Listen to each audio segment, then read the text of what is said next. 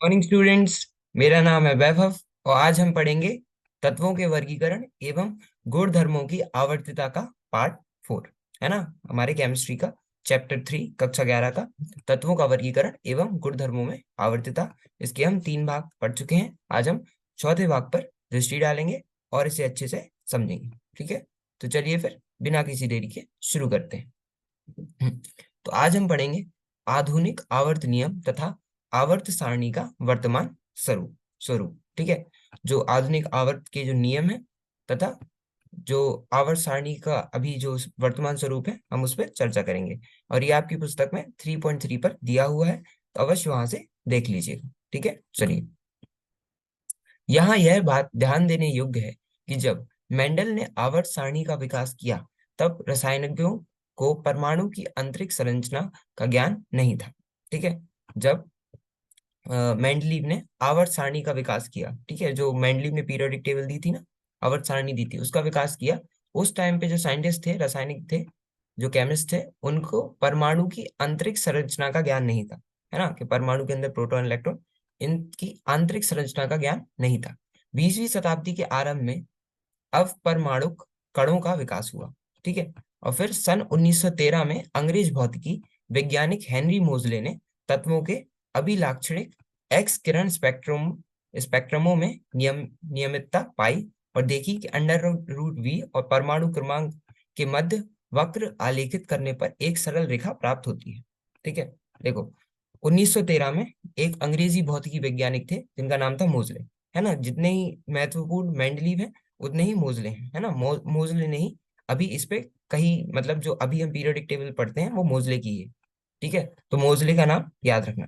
मोजले ने क्या किया, तत्वों के अभिलक्षणिक एक्स किरण, ठीक, एक्स किरण जो होती है, एक्स रेज होते हैं, उसके स्पेक्ट्रम में नियमितता पाई और देखा कि जो अंडर रूट वी है, ठीक है, जहां वी क्या है, एक्स किरण की आवृत्ति है। वी क्या है, एक्स किरण की आवृत्ति है। तो अंडर रूट वी और जो परमाणु क्रमांक है जेड, है ना, जिसे हम एटॉमिक नंबर बोलते हैं, परमाणु क्रमांक जिसे हम जेड से निरूपित करते हैं, उनके मध्य वक्र आलेखित करने पर एक सरल रेखा प्राप्त की। ठीक है, कुछ नहीं किया, जो मोजले थे उन्होंने अभिलाक्षणिक एक्स किरण, है ना, जो एक्स रे का स्पेक्ट्रम है, ठीक है, एक्स रे का स्पेक्ट्रम है, उसमें उसकी जो आवर्तता होती है वी, उसका अंडर रूट वी का क्या, अंडर रूट वी और जो परमाणु क्रमांक एटॉमिक नंबर है, इनके मध्य वक्र आलेखित किया। है ना, इनके मध्य वक्र आलेखित किया और जिसे करने पर एक सरल रेखा प्राप्त होती है।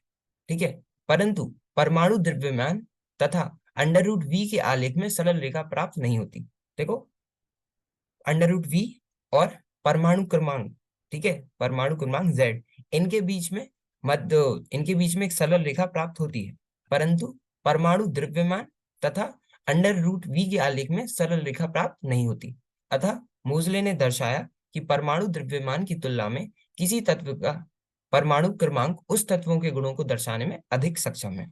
ठीक है, कैसे किया, मोजले ने क्या किया, अंडर रूट वी, वी क्या है, एक्स जो किरण है, एक्स रेज जो है, एक्स किरण की जो आवर्तता है, उसे आवर्ती है, उसे हम वी बोलते हैं। ठीक है, किसी एक्स किरण की आवृत्ति को हम वी बोलते हैं। तो जब अंडर रूट वी का परमाणु क्रमांक के साथ हमने आलेख किया, है ना, आलेखित किया, तब एक सरल रेखा प्राप्त हुई। लेकिन जब परमाणु द्रव्यमान तथा अंडर रूट वी के आलेख में सरल रेखा प्राप्त नहीं होती, है ना, जब हमने इनका किया, इनके बीच में आलेखित किया, तो ये हमें सरल रेखा प्राप्त नहीं हुई। ठीक है, इसलिए मोजले ने दर्शाया कि जो परमाणु द्रव्यमान की तुलना में किसी भी तत्व का जो परमाणु क्रमांक एटॉमिक नंबर होता है, वह उस तत्व के गुणों को दर्शाने में अधिक सक्षम है। इसी के अनुसार मेंडलीव के आवर्त नियम का संशोधन किया गया। इसे आधुनिकता आवर्त नियम कहते हैं। मेंडलीव ने किसके साथ दिया था, परमाणु द्रव्यमान या फिर मास नंबर के साथ दिया था, लेकिन मोजले ने बताया कि हम परमाणु द्रव्यमान की जगह परमाणु क्रमांक, है ना, परमाणु द्रव्यमान की तुलना में जो परमाणु क्रमांक है उस तत्वों के, वह गुणों को, तत्वों के गुणों को अच्छे से दर्शाने में सक्षम है। ठीक है, इसलिए अब मेंडलीव के जो आवर्त नियम है उनका संशोधन किया गया और इसे आधुनिक आवर्त नियम कहा जाता है। ठीक है, यह किस प्रकार है, तत्वों के भौतिक तथा रासायनिक गुणधर्म उनके परमाणु क्रमांकों की आवर्ती फलन होते हैं। ठीक है, the physical and chemical properties of the elements are periodic functions of the atomic numbers.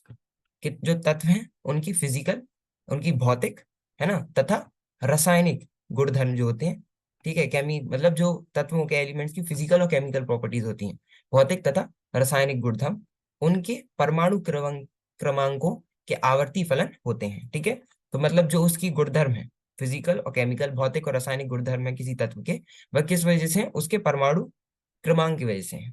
ठीक है, मतलब उसके, ठीक है, किसके? Periodic functions of the atomic number, मतलब परमाणु क्रमांकों के आवर्ती फलन होते हैं क्या?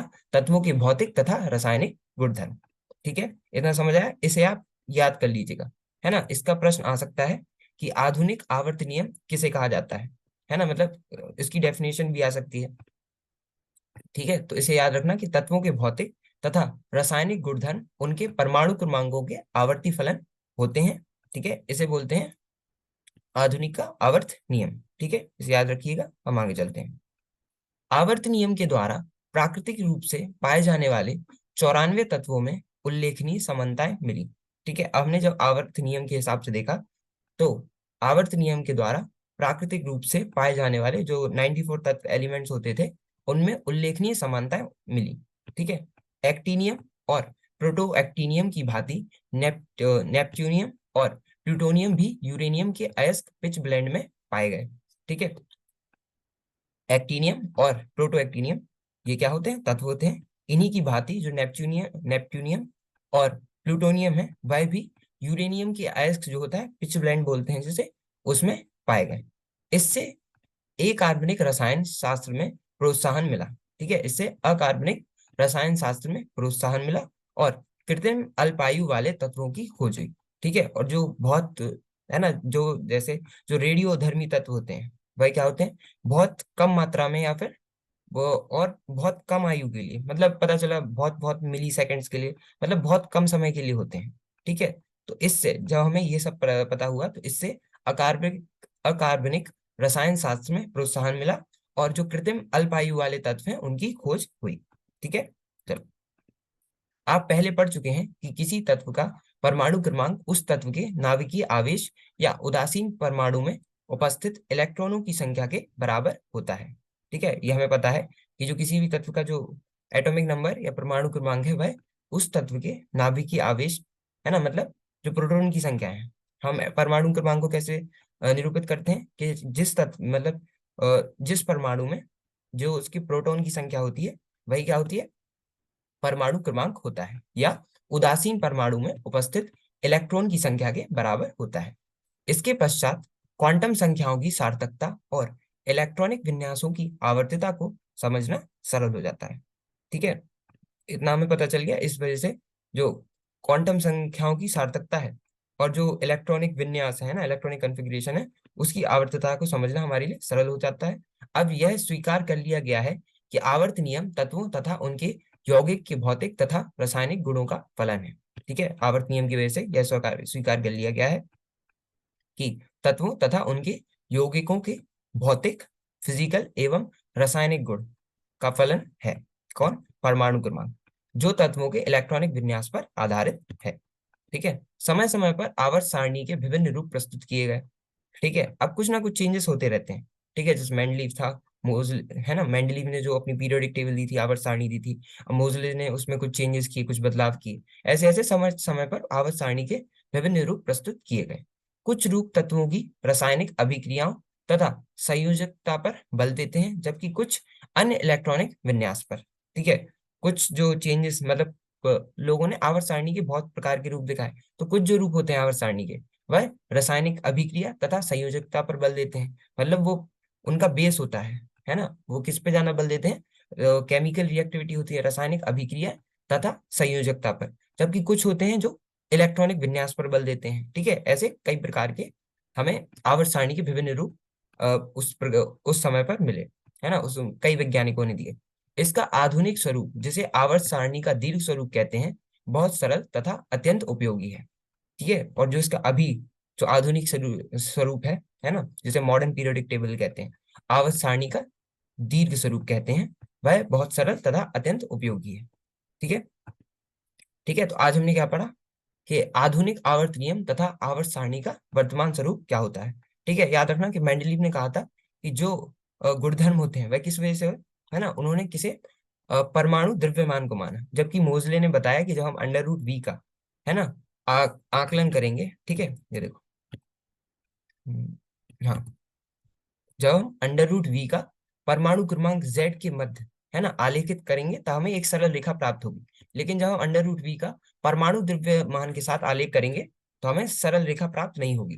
जिससे हमें क्या पता चला कि जो तत्वों की जो, है ना, जो तत्वों की प्रॉपर्टीज होती हैं, गुणधर्म होते हैं, वह किसके, परमाणु द्रव्यमान की जगह परमाणु क्रमांक उन तत्वों के गुणों को दर्शाने में अधिक सक्षम होता है।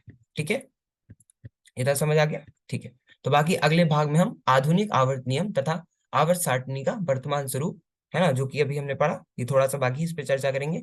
उसके बाद 100 से अधिक परमाणु क्रमांक वाले तत्वों का नामकरण। ठीक है, ये जब 100 से अधिक जो परमाणु क्रमांक है, कुछ तो ऐसे हैं जो अभी हमें पता भी नहीं है, लेकिन हमें उनका नाम पहले से पता है। ठीक है, किससे, इससे, नामांकन से।